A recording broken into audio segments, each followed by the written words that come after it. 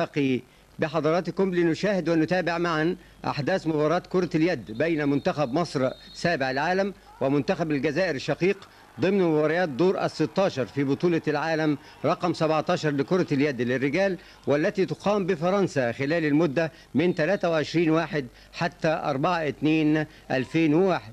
كيف وصلت مصر إلى دور 26 ثم فازت على البرتغال 23/19، ثم فاز منتخبنا على أيسلندا وخسرت أيضا من يوغوسلافيا 2023، ثم فازت على الكويت 26/13، وتعادلت مع الأرجنتين 23/23. للقاء الودي كان في بطولة إيفري في فرنسا، وفزنا أيضا على الجزائر. سالم رقم 10 من الجزائر، وبتخش طبعا في الزاوية اليسرى على شمال حارس المرمى. تقدم الامام بيحاول مجهود فردي، راجع باعتبارها فاول عكسي عليه، وتتخطف الكوره لنمره 8 وحسين زكي الجزائر، وتصويبه ريباوند بتخش هدف في حماده النقيب، وتصبح النتيجه 3 لرباح. سالم وتصويبه بعيده وتوصل للوينج ليفت، وبيطير وبيسجل الهدف اللاعب رقم 5 اللي هو تبتدي تمسك الملعب وتهدى. وادي يلا يا جوهر، برافو عليك يا جوهر، كده كرة حلوة قوي. هنبتدي يهجم، حاول يخش 3 خطوات وبيحاول 10. كرة حلوة الحقيقة متشاطة، وبرافو حماده النقيب، كرة متصوبة حلوة قوي. رجعها له تاني، الوينج ليفت فين؟ تمام، برافو عليك برافو عليك، كرة حلوة قوي من حازم عواد.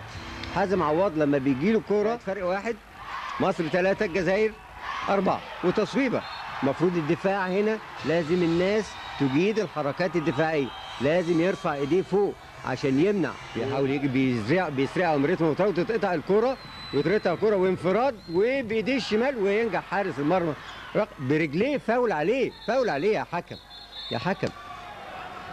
حضراتكم شفتوا معايا حارس المرمى انذار للاعب رقم 13 اللي هو دلوقتي 5، واحنا بنلعب دلوقتي 6. يلا يا حازم يا عواد، حازم يا عواد لحسين زكي، وحسين زكي طاير وتخلص بالقائم، وصابر لشريف مؤمن، وشريف مؤمن للاسف هو منفرد. اثناء الرمي الجانب لازم يلمس ايديه رجليه، لازم تكون لامسه الخط، وتصويبه جامده قويه زي الفل. برافو عليك، برافو كده. الجزائر كره مع نمره 11 رباح غربي، وتتقطع منه كرة عليه حازم مزقوق وممسوك المفروض دقيقتين، وتصويبه وتتصد. التركيز، يلا يا برافو عليك يا شريف يا مؤمن، برافو عليك يا منقذ، برافو عليك يا شريف يا مؤمن. كرة لطاهر لبان نمرة 8، طاهر لبان ويحاول لعبة هوا جميلة. برافو عليك يا حمادة، برافو يا حمادة، ربنا يحميك. وفاست بريك وجوهر وتصويبة جامدة حسين لشمال حازم، وحازم برافو عليك يا حازم، برافو عليك يا حازم. يا اشرف عواد، برافو يا اشرف. دقيقتين. الكرة مع الجزائر لنمرة 10، وبيصوب في القائم، ومع وطاهر لبان بره، وتتقطع الكرة. يلا يا صابر ما تسيبش، ماشي امشي، برافو عليك يا حماده. فاول، المفروض فاول، المفروض فاول. حتى زوران نطق، ده زوران المفروض الزوران ما بيتكلمش. طبعا فاول على فاول لصالح حماده النقيب، واحنا متقدمين 6-5. طبعا في حضراتكم شفتوا الزقه وشفتوا المسكه من الرجل، وادي الفاول اللي ضد مع احمد بلال، ورجع واداها لاشرف ورجعت ورا تاني، ولكن في فاول، في زقه صغيره على الكره، وبيتحرك في اتجاه الكره، راحت يمين يروح يمين، وهكذا. بلال نزل الكره، كره سريعه وحلوه قوي قوي قوي. برافو صابر حسين، وبرافو احمد بلال قبليه، وبرافو شريف مؤمن اشرف عواد وشريف مؤمن. يا شريف ركز يا شريف، عندك زوايا فوق. وادي صابر حسين وطاير، وتتصدي لتاني مره، تاني مره ليه الوينج ليفت، وهيصوب، وبرافو عليك، برافو. الحمد لله خبطت في القائم. على مهلك بقى يا حماد، امسك يا كويس.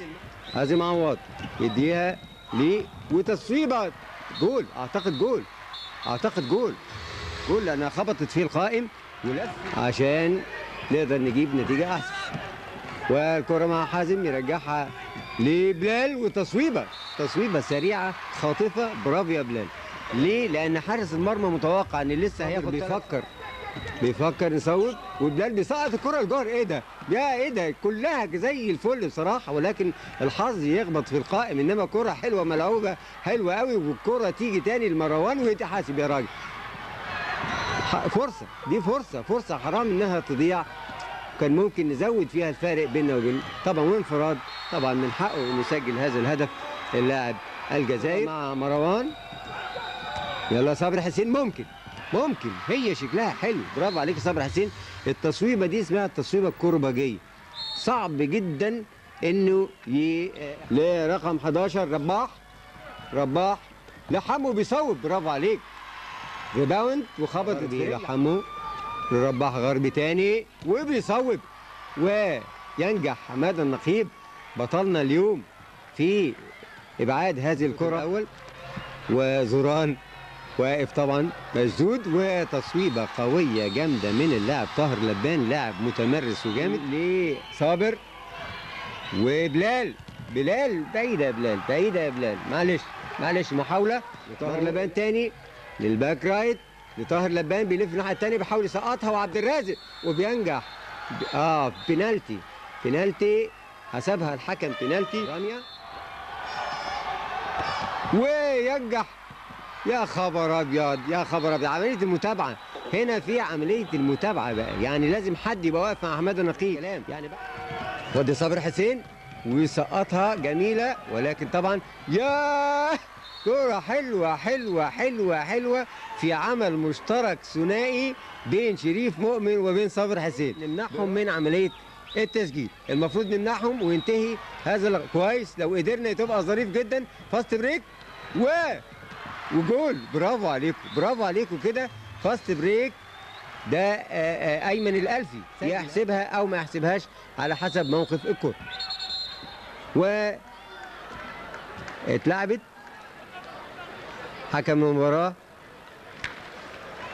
اعتقد ان اتلعبت خلاص الكرة وانتهى تأثيرها، وينتهي بذلك تنفيذ للمخرج محمد السعدني إلى فرنسا مع تمنيات لمصر بدوام الفوز إن شاء الله.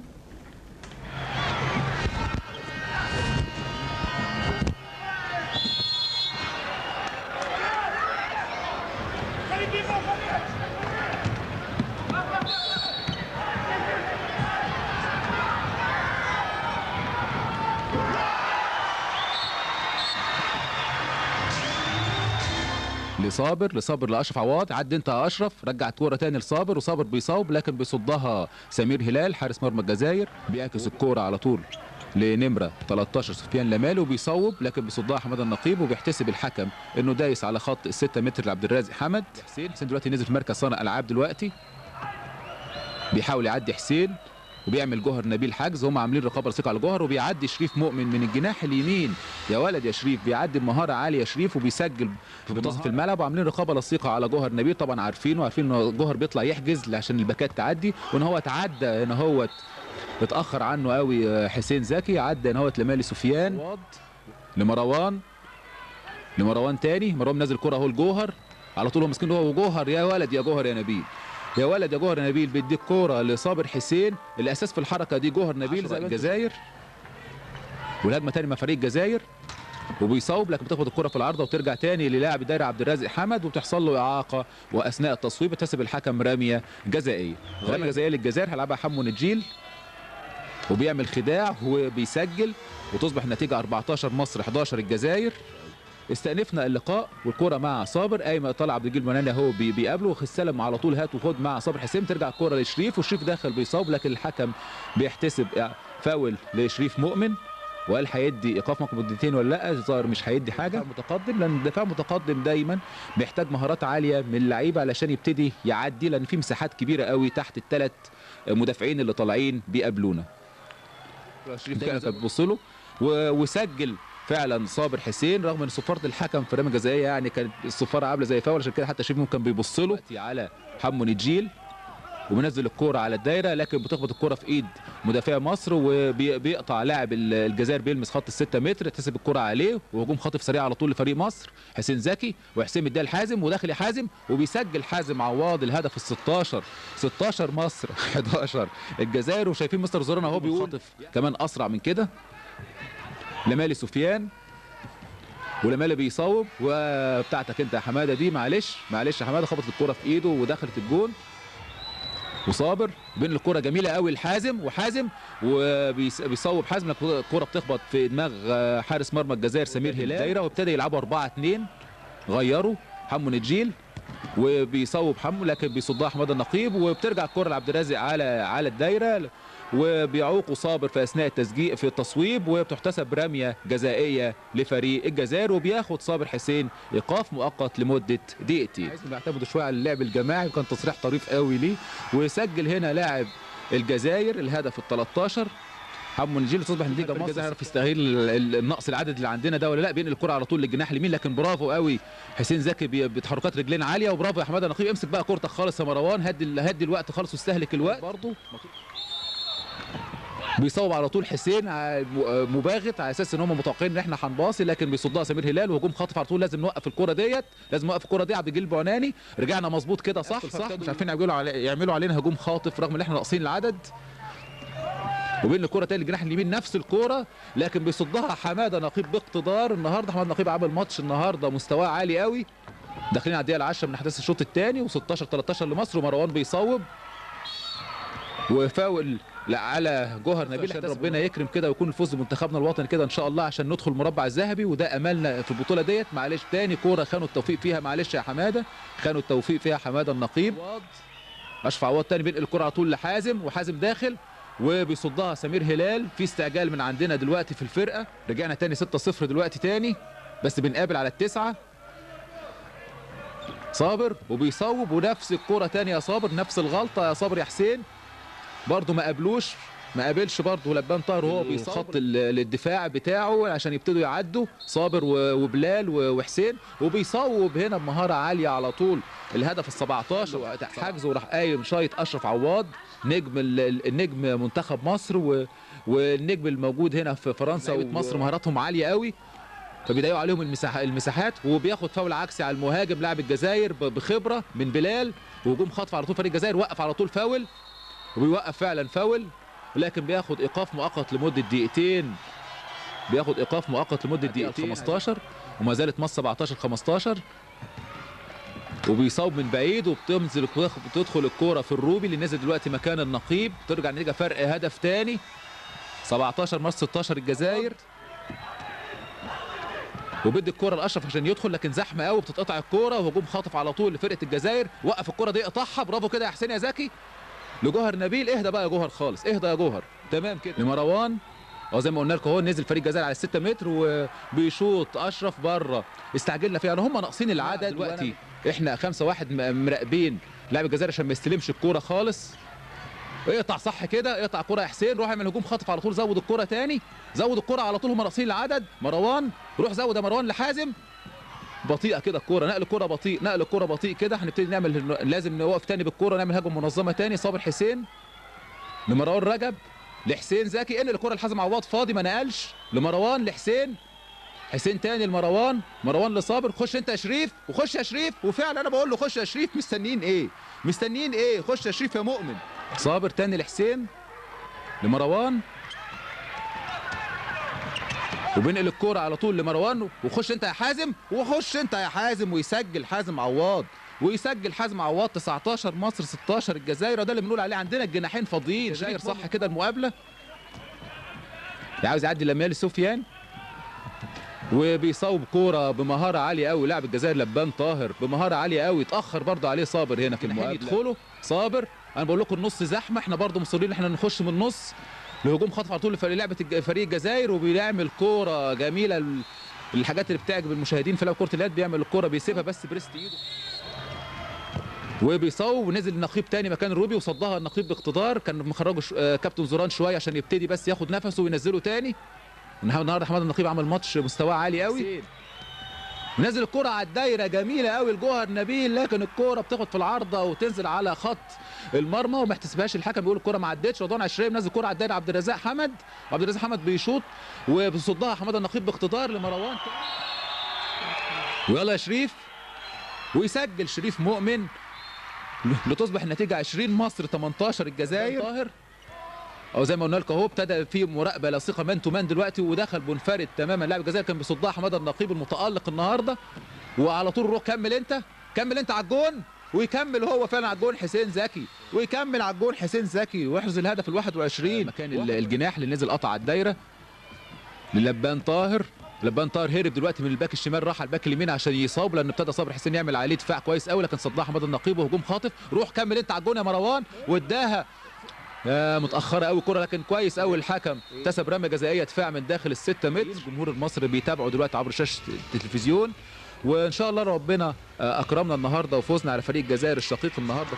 ويلا يا شريف، ويحسبها يا ولد يا شريف يا مؤمن يا ولد، بيسيب الكوره بريست ايده لوب جميله قوي من فوق دماغ حارس مرمى الجزائر سمير هلال. 22 18 فرق 4. هنشوف تاني كره شريف مؤمن الجميله قوي اللي حطها، جميله قوي. عايز يعدي رضوان وبيدي الكره لوميان سفيان لمالي، لكن بيصدها حماده النقيب النهارده متالق، وبيحاول يتصدى لها رضوان عشريه، لكن بيدوس على خط ال6 متر.